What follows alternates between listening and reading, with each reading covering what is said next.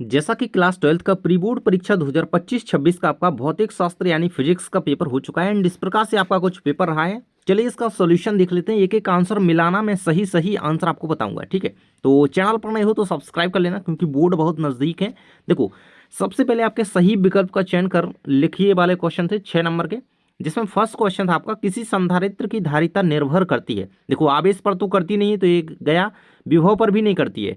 तो संधारित्र के ज्यामितीय विन्यास पर देखो, 7 नंबर ऑप्शन करेक्ट इसका आंसर हो जाएगा। संधारित्र के ज्यामितीय विन्यास पर ये जो होती है धारिता निर्भर करती है, क्योंकि ये इसके आकार, माप और प्लेटों के बीच की दूरी वगैरह होती है उन पर निर्भर करती है, और आवेश और विभव पर नहीं करती है। तो 7 नंबर ऑप्शन जिसने भी इसका लगाया है उसका बिल्कुल से सही है 7 नंबर, ठीक है। नेक्स्ट है आपका सेकंड नंबर क्वेश्चन है, किसी कार की संचायक बैटरी का विद्युत वाहक बल 12 वोल्ट तथा आंतरिक प्रतिरोध 1 ओम और बैटरी के साथ 3 ओम है। अब देखो, प्रतिरोध आप देख पा रहे हो 3 ओम यहाँ पे दिया गया बैटरी के साथ, और आंतरिक प्रतिरोध 1 ओम दिया गया। 3 और 1 कितना हो गया हमारा 4 ओम, तो कुल हो गया कितना प्रतिरोध हो गया, ठीक है।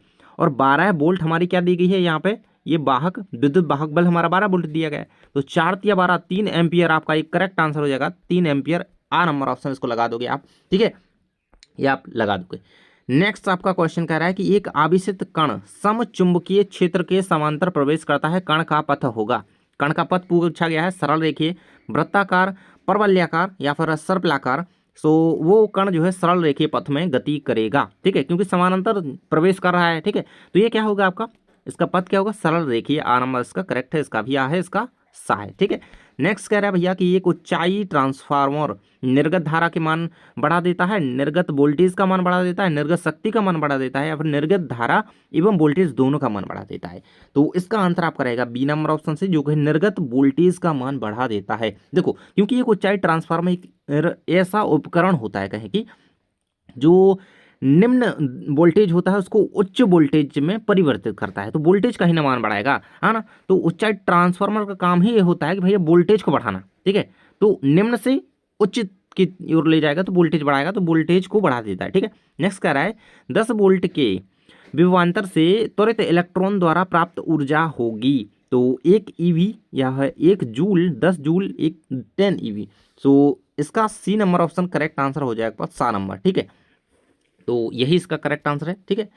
नेक्स्ट क्वेश्चन में आपका 6वें नंबर में आ जाता है भैया, निम्नलिखित में से कौन सी घटना की व्याख्या परमाणु की रदरफोर्ड मॉडल की प्रमुख कमी है। कमी कौन सी है भैया, परमाणु का ये स्थायित्व, इलेक्ट्रॉन का चक्रण, इलेक्ट्रॉन का परिक्रमण, नाभिक का स्थायित्व। तो परमाणु का स्थायित्व इसकी कमी है, ठीक है ना, कमी है। ये सारी चीजें बाकी एग्री करती हैं, ठीक है। तो इसके बाद आ जाते हैं आपके रिक्त स्थान। तो फर्स्ट कह रहा है कि दो धनावेशों के बीच की दूरी दुगना कर देने पर उनके मध्य प्रतिकर्षण बल खालिस्तान गुना हो जाएगा। तो देखो, अगर दोगुनी करी जाए तो उनके मध्य जो बल, मूल बल होगा वो 1/2 यानी कि 1/4 भी लिख सकते हो, ठीक है। 1/4 गुना बढ़ जाएगा, तो इसका आंसर 1/4 ही है, 1/4 गुना बढ़ जाएगा, ठीक है। ये आंसर करेक्ट है इसका, ठीक है।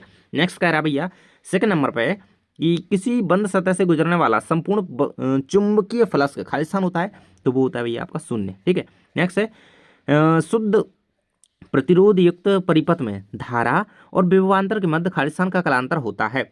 धारा और विभवांतर के मध्य की बात करिए तो इनके मध्य का जो कलांतर होता है वो 0 होता है, 0 होता है, 0 होता है, ठीक है ना।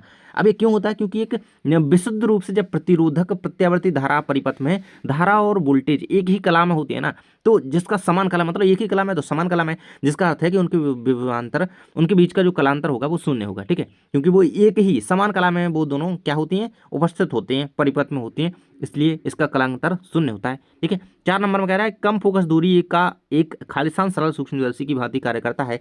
तो कम दूरी का एक उत्तल लेंस, ठीक है ना, कहा है एक उत्तल लेंस क्या करता है, सरल सूक्ष्मदर्शी की तरह ही कार्य करता है। नेक्स्ट कह रहा है भैया कि बिंदु स्रोत से उत्पन्न तरंगाग्र का आकार खालिस्तान होता है। तो बिंदु स्रोत से उत्पन्न तरंगाग्र का आकार जो है तो गोलाकार होता है भैया। कैसा होता है, देखो यहाँ पे बता देता हूँ मैं आपको, इसका गोलाकार आंसर लिखना था आपको, गोलाकार, ठीक है, इस प्रकार से। नेक्स्ट कह रहा है कि ऐसे नाभिक जिनका परमाणु क्रमांक समान हो लेकिन द्रव्यमान संख्या भिन्न हो खालिस्तान कहलाते हैं। तो वो सभी को बताया यार, हम स्टार्टिंग से ही पढ़ते आ रहे हैं, वो हमारे समान और द्रव्यमान संख्या भिन्न समस्थानिक कहलाते हैं, ठीक है, आइसोटोप हम उनसे कहते हैं, ठीक है। तो समस्थानिक इसका करेक्ट आंसर था आपको, ठीक है, समस्थानिक, ठीक है। आप आई होप इसको अच्छी तरीके से करके आए होंगे, ठीक है। नेक्स्ट भाई सही जोड़ियों में कंफ्यूज हुए होंगे आप लोग।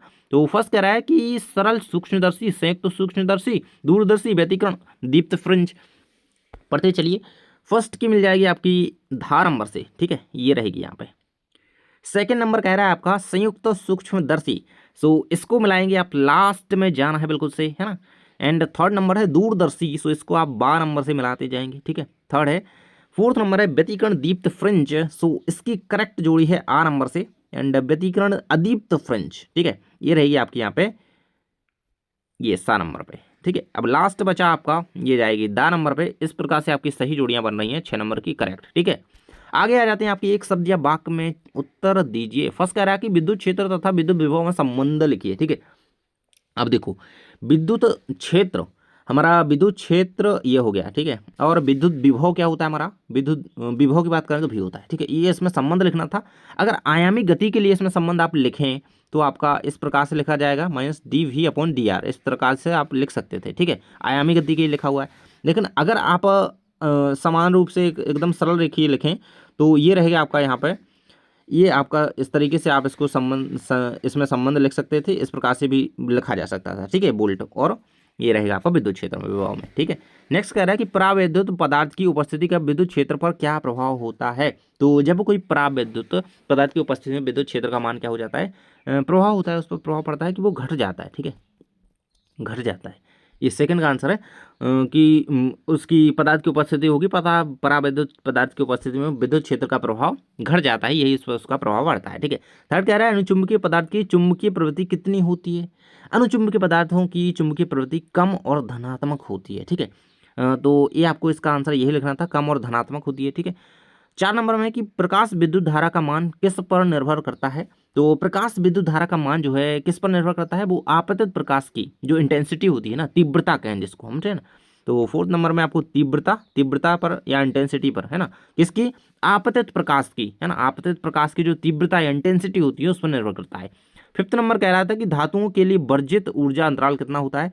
तो वर्जित ऊर्जा अंतराल क्या होता है धातुओं के लिए, वो होता है भैया 0/सन्नाटा, ठीक है, 0 आपका आंसर इसका करेक्ट हो जाएगा, 0।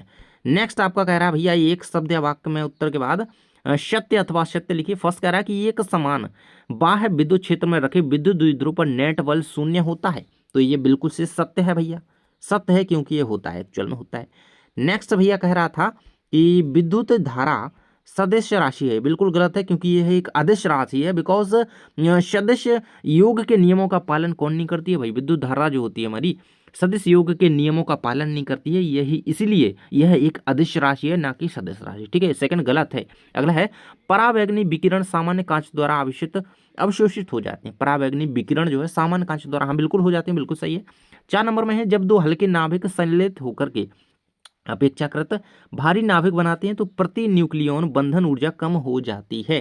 तो जब दो हल्के नाभिक संलयित होते हैं तो उसमें ऊर्जा कम नहीं होती यार, बढ़ जाती है, तो ये आपका गलत माना जाएगा, असत्य रहेगा 4 नंबर का, क्योंकि देखो इस पे कम बताया गया ऊर्जा। और जब नाभिक संलेत होंगे यार तो नाभिक पे क्या होगा, भारी नाभिक बनेंगे तो उनसे ऊर्जा बढ़ेगी ना यार, है ना। तो ये क्या कह रहा है, कम हो जाती है, तो ये गलत लगा दो यार, बिल्कुल सही। 5 नंबर कह रहा है कि उत्क्रम अभिनति में पीएन संधि डायोड की अवक्षय परत की मोटाई बढ़ जाती है।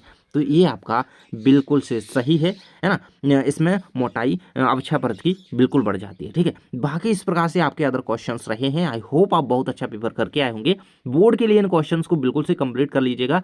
सारे क्वेश्चंस मैं आपको एक बार दिखा देता हूं।